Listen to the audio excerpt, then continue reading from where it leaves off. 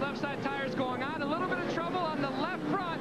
He is down and away. He's going to try to win that race on pit road. It's going to be close, Mike Joy. Very close.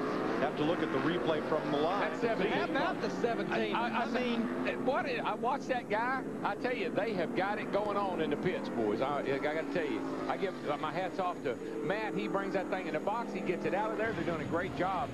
Man. Here it is at the line. And there's Kenseth. Kenseth looks like Bill Elliott in the 9. He's going to beat Dale Jarrett for second off pit road. I mean, Matt Kenseth, he got to his pits. He has nobody in front of him, not to block him in. Those guys do what they do every time he comes to pit road. They rip him a pit stop. Best pit stop. That's 5 points. Good best job to the crew. Best pit crew on pit road right now. And I think we might have had a couple drivers gamble and take on 2 tires. We'll check on that when we come back to the Pocono 500 on Fox, presented by Subway.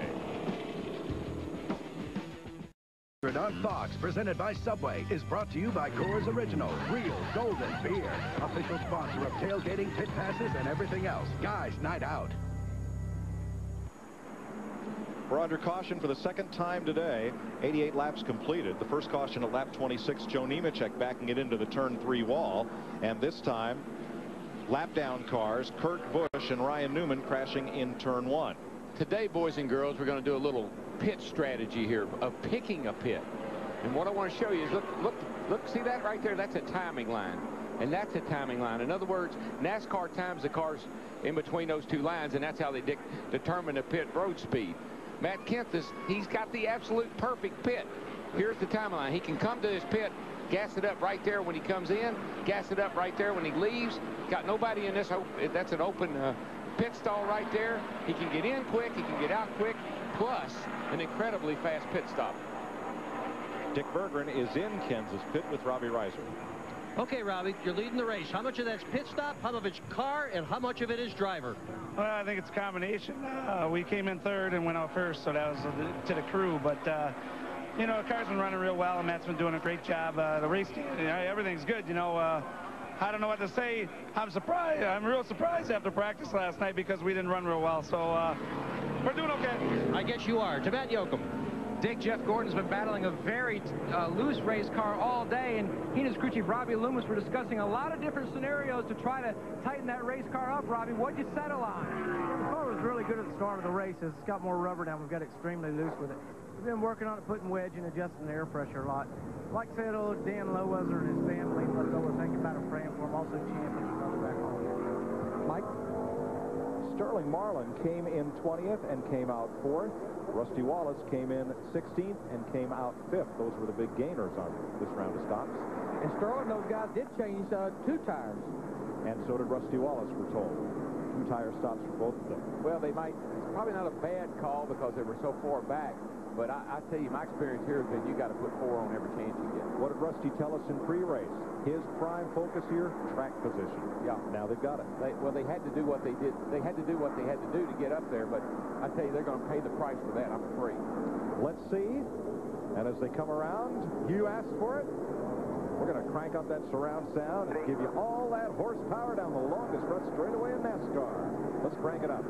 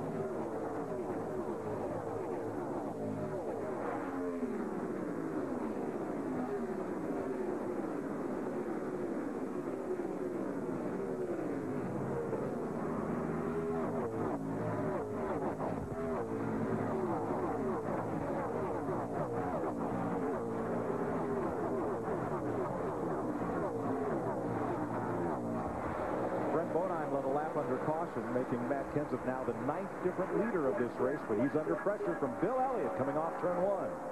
Boy, Bill just able to run low and get back to that throttle and stay in it on the low side. Dale Jarrett, that UPS, the 88 car, he's right there with these guys.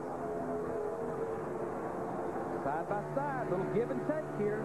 That says, go ahead, you're faster. Oh, yeah. Bill's definitely in the right position to make that pass.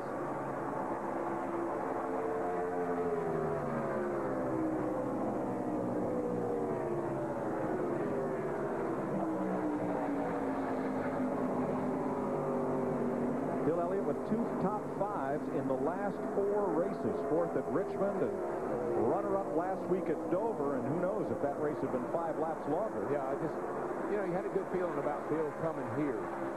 After his run at Dover, he ran well at Charlotte.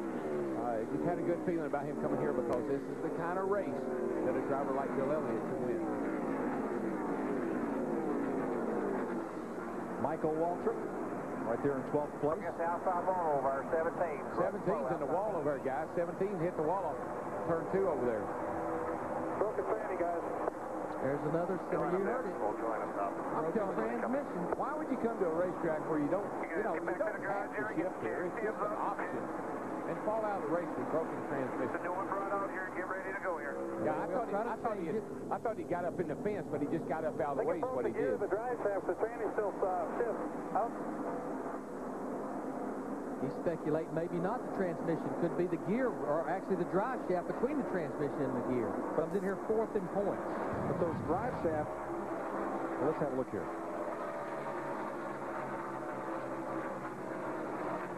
Be right in the area where you make the downshift to 3rd gear. Yeah, he's coming up off of 2 over there.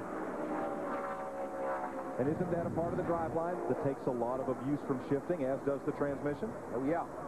When you hammer that thing up into 3rd gear going down into turn 1 there at over 200 miles an hour on new tires, you can puts a lot of strain on a lot of parts.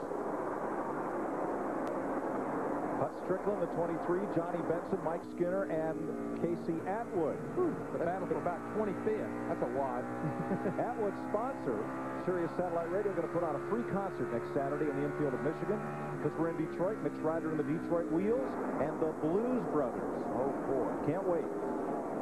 I guess I won't get to see that because me and Burns will be in Kentucky doing the Busch race. We'll tell you all about it. There's a battle for 8. Tony Stewart in that 20 car, Mark in the 6 car. Tony's been, fell back at the beginning. Now he's been working his way back into the top 10. Michael Waltrip right behind Stewart on the outside of Mark Martin. Here's Steve. Mike, when the caution came out, Michael Waltrip came to pit road running in the 11th position. They were on pit road for an extended stop. That's because they took a spring rubber out of the left rear and made an air pressure adjustment. His car had been pushing all day, but he's fought his way back up near the top 10. Robbie Gordon right in that pack. Dale Earnhardt Jr., John Andretti, who led earlier. But look who's up front, the veteran. Awesome Bill from Dawsonville. I tell you, he drove his heart out last Sunday at Dover.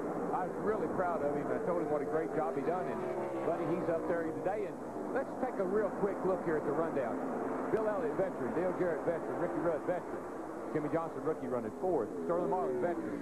Rusty Wallace, veteran. What did we say when they kind of got going here? This is going to be a race that the veterans will probably dominate. Veterans Day isn't until November. It may come early this year. It may come early. But, guys, that 28 car back there, I'm telling you, he's going to be trouble here shortly. Remember, at the beginning of the race, he would qualify 10th by virtue of the points, had to go to the rear of the field because of changing engines, and he is up to 3rd. Well, he pretty well had this thing in hand last year, if you recall. And this is a brand-new race car, untested, didn't even get to take it to the wind tunnel. They just finished in time enough to get here with it. Had a brand-new car here last year. And he'd like to have brought it back, but he destroyed it at Richmond. Now, Jeff Gordon ran away from the field. He built up an almost 3-second lead early in this race. Here he is back in 14th. And he's got his hands full right now. He's not happy at all. But, Darrell, how many times have we seen this? And we've seen this so much. He's up front. He started up front. He leads the race. You start cycling through green flag stops, pit stops. He gets back. He can't go anywhere. I think that team must be one of those teams that if it ain't broke, don't fix it. We're going to fix it till it is broke. I've been a part of that many times. Sadly, yes.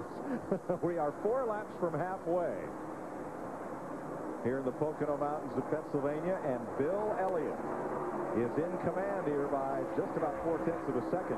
Matt Kenseth has gone to the garage area where they're going to replace driveline parts. That's a rear end gear they're taking. Bill Elliott's crew. Race strategy and an attaboy. We'll be right back. Fox welcomes you back to the Pocono Mountains on the Pocono 500 here, presented by Subway, and we have officially gone halfway, 100 laps. Pole sitter Sterling Marlin led the first 2, then Jeff Gordon took over. Ryan Newman led 19 laps. More on him in a moment. Dale Jarrett, who is now running second behind Bill Elliott, the current leader. Bill Elliott, Dale Jarrett, Ricky Rudd making up the top 3. If we can, we had mentioned that Ryan Newman was leading earlier. He came back into the race, and then Jeff Hammond took out Kurt Busch. And if we go back to last week at Dover, Delaware, Steve Park was frustrated by Newman as well. Yeah, they got into turn number 2 right there, and Newman tried to go under Park, and they got together, lost the front end. They got together, and it wrecked both cars, and then just a little while ago, almost the same situation again. Ryan Newman got down underneath Kurt Busch. This time he took out Busch and himself. Very frustrating for a lot of drivers to have this happen 2 weeks in a row. And I recall, and now Ryan Newman, as you see him live, getting back on to the track and back at it. I recall Park saying, hey, some of these young guns could take a cue from some of the veterans on how to drive patiently and carefully. And as you know, we mentioned the leaders, Bill Elliott, 46, Dale Jarrett in his 40s, Ricky Rudd, that's the top 3. Do you echo Park's feelings, even though we've seen a guy like Jimmy Johnson, a rookie, drive like a veteran? Yeah, I think what you're seeing today is, once again, Newman knew he had a fast car, had a mechanical problem, probably had a lot of frustration. He wanted to get back out there and race as hard as he could, but in turn, not using good common sense, he wrecked 2 race cars that didn't need to happen. All right, let's check on Matt Kenseth, and Dick Berggren is standing by with what's wrong, Dick? Well, actually, I'm kind of kneeling by with what's wrong. And they really didn't know what it was. They pulled the axle. They thought possibly it was a drive shaft. They decided it's a transmission. So we've got 4 mechanics under the car, and Kenseth himself has asked for one of every size of wrench, and he is in the process of undoing the shifting leakage on top. So we've got 4 on the bottom, 1 on the top. They're trying to change this transmission. What a disappointment. He looked like a winner of the race until that transmission failed. Terry Labonte coasting onto pit road, and Ward Burton, the Daytona 500 winner, has taken his car to the garage. And let me throw an oar in the water here. Clearly last week, Ryan Newman's fault. He admitted as such. He washed up into Steve Park, accelerating off the corner. But here, Darrell, he was trying to cut down to avoid Kurt Busch turning down into him. In this case, I think there's plenty of blame to be spread around. Yeah, you know, it's just, you got to look at some of these things, and they truly are just racing deals. 2 guys going off in the corner, you know, one gets under the other one breaks loose, they slide up into each other. I can't really point a finger or a lot of blame at any one guy in that situation. Kurt's already been in trouble. He's been in the garage working on his car. Ryan's been in trouble. He's been in the garage working on his car. That shouldn't have happened, but to me, it was just a racing deal.